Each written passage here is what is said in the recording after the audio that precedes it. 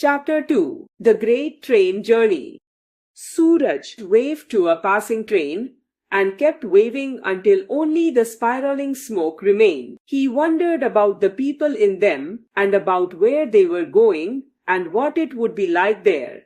When the train had passed, leaving behind only the hot, empty track, Suraj was lonely. He was a little loner now. His hands in his pockets, he wandered along the railway track, kicking at loose pebbles and sending them down the bank. Soon there were other tracks, a railway siding, a stationary goods train. Suraj walked the length of the goods train. The carriage doors were closed, and as there were no windows, he couldn't see inside. He looked around to see if he was observed, and then, satisfied that he was alone, began trying the doors. He was almost at the end of the train when a carriage door gave way to his push. It was dark inside the carriage. Suraj stood outside in the bright sunlight, peering into the darkness, trying to recognize bulky, shapeless objects. He stepped into the carriage and felt around. The objects were crates, and through the cross-section of woodwork, he felt straw.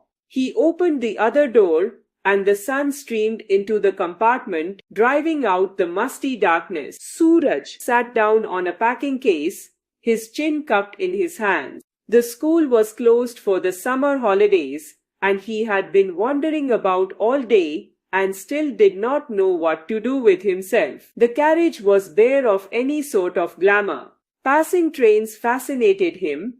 Moving trains, crowded trains, shrieking, panting trains, all fascinated him, but this smelly dark compartment filled him only with gloom and more loneliness. He did not really look gloomy or lonely. He looked fierce at times, when he glared out at people from under his dark eyebrows, but otherwise he usually wore a contented look, and no one could guess just how deep his thoughts were. Perhaps if he had company, some fun could have been had in the carriage.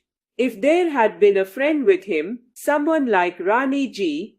He looked at the crate. He was always curious about things that were bolted or nailed down, or in some way concealed from him, things like parcels and locked rooms and carriage doors and crates. He went from one crate to another, and soon his perseverance was rewarded. The cover of one hadn't been properly nailed down. Suraj got his fingers under the edge and raised the lid. Absorbed in this operation, he did not notice the slight shudder that passed through the train. He plunged his hands into the straw and pulled out an apple. It was a dark ruby red apple, and it lay in the dusty palm of Suraj's hand like some gigantic precious stone, smooth and round and glowing in the sunlight. Suraj looked up, out of the doorway, and thought he saw trees walking past the train. He dropped the apple and stared.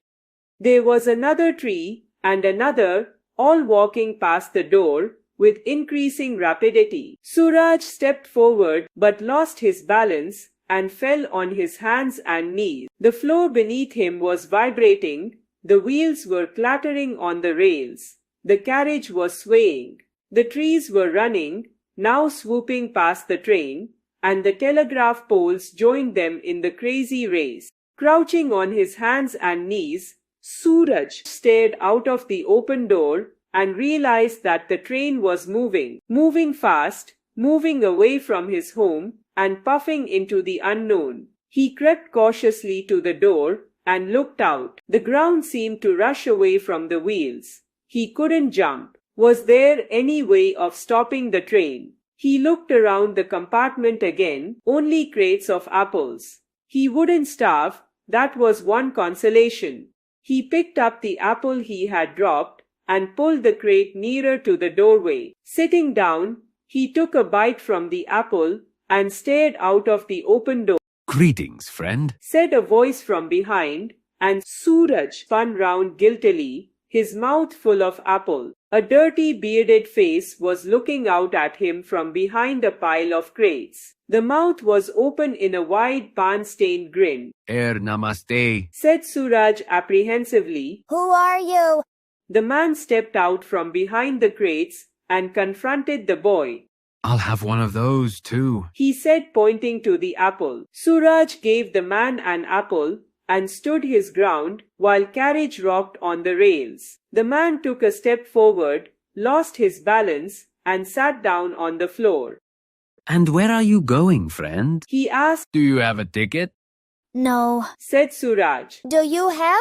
The man pulled at his beard and mused upon the question but did not answer it. He took a bite of the apple and said, No, I don't have a ticket, but I usually reserve this compartment for myself. This is the first time I've had company. Where are you going? Are you a hippie like me? I don't know. Said Suraj. Where does this train go? The scruffy ticketless traveler looked concerned for a moment, then smiled and said, Where do you want to go? I want to go everywhere. Said Suraj. I want to go to England, China, Africa, and Greenland. I want to go all over the world. Then you're on the right train. Said the man. This train goes everywhere. First, it will take you to the sea, and there you will have to get on a ship if you want to go to China. How do I get on a ship? Asked Suraj. The man, who had been fumbling about in the folds and pockets of his shabby clothes, produced a packet of biddies and a box of matches and began smoking an aromatic leaf. Can you cook? He asked. Yes. Said Suraj, untruthfully. Can you scrub a deck? Why not? Why not? Can you sail a ship? I can sail anything. Then you'll get to China.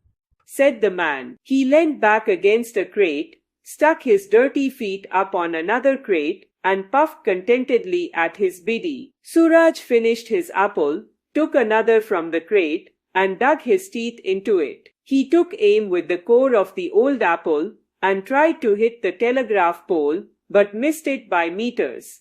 It wasn't the same as throwing a cricket ball. Then, to make the apple more interesting, he began to take big bites to see if he could devour it in 3 mouthfuls. But it took him 4 bites to finish the apple, so he started on another. Suraj had always wanted to be in a train that would take him to strange new places over hundreds and hundreds of kilometers. And here was a train doing just that. And he wasn't quite sure if it was what he really wanted. The train was coming to a station. The engine whistled and slowed down. The number of railway lines increased, then crossed and spread out in different directions. Before the train could stop, Suraj's companion came to the door and jumped to the ground. You'd better keep out of sight if you don't want to be caught. He called, and waving his hand, he disappeared into the jungle across the railway tracks. The train was at a siding. Suraj couldn't see any signs of life, but he heard a voice and the sound of carriage door being opened and closed. He suspected that the apples wouldn't stay in the compartment much longer, so he stuffed one into each pocket and climbed on to a wooden rack in a corner. Presently men's voices were heard in the doorway. 2 laborers stepped into the compartment and began moving the crates towards the door, where they were taken over by others. Soon the compartment was empty. Suraj waited until the men had gone away before coming down from the rack. After about 5 minutes, the train started again. It shunted up and down, then gathered speed and went rushing across the plain. Suraj felt a thrill of anticipation. Where would they be going now? He wondered what his parents would do when he did not come home that night. They would think he had run away, or been kidnapped, or been in an accident. They would have the police out, and there would be search parties. Suraj would be famous, the boy who disappeared. The train came out of the jungle and past fields of sugar cane and villages of mud hut.